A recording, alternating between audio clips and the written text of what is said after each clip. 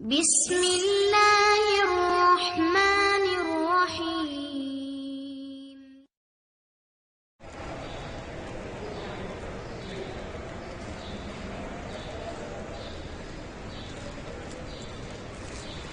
عن كعب بن عجرة رضي الله تعالى عنه قال قال رسول الله صلى الله تعالى عليه وسلم إن جبريل عرض لي فقال بعد من أدرك رمضان فلم يغفر له قلت آمين.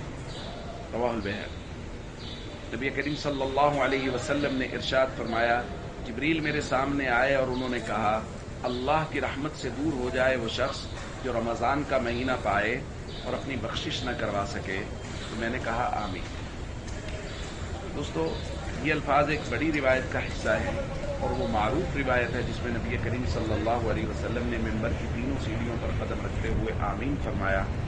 جب حضور نیچے تشریف لائے تو صحابہ نے عرض کیا، یا رسول اللہ لقد سمعنا منک اليوم شيئا ما كنا نسمع. آج آپ سے ایسی چیز سنی جو آج سے پہلے کبھی نہیں سنی، یعنی پہلے کبھی اس طرح آمین نہیں فرمایا. حضور علیہ الصلوۃ والسلام نے وجہ بیان فرمائی کہ جبریل میرے پاس آئے اور انہوں نے 3 لوگوں کا ذکر بددعا کے ساتھ کیا کہ یہ ایسے ہیں کہ ان لوگوں کے لیے اللہ کی رحمت سے دوری ہے.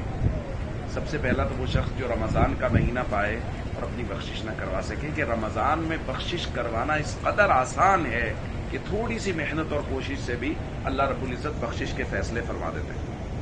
اور دوسرا وہ شخص بعد من ذکرت عنده فلم يصلی علیہ، کہ دوسرا وہ شخص جس کے پاس نبی کریم صلی اللہ علیہ وسلم کا ذکر ہو اور وہ آپ پر درود نہ پڑے، وہ بھی اللہ کی رحمت سے دور ہو جائے. اور تیسرا بعد من ادرک ابویہ الکبر، اور وہ شخص جو اپنے والدین کو بڑھاپے کی حالت میں پائے، دونوں کو یا ان میں سے کوئی کسی ایک کو، اور وہ ان کی خدمت کر کے جنت حاصل نہ کر سکے، وہ بھی اللہ کی رحمت سے دور ہو جائے. تو یہ 3 لوگوں کا ذکر ہے.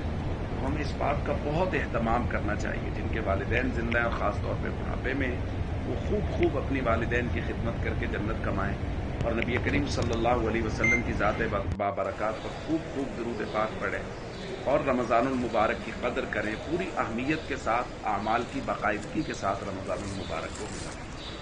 السلام علیکم ورحمۃ اللہ وبرکاتہ.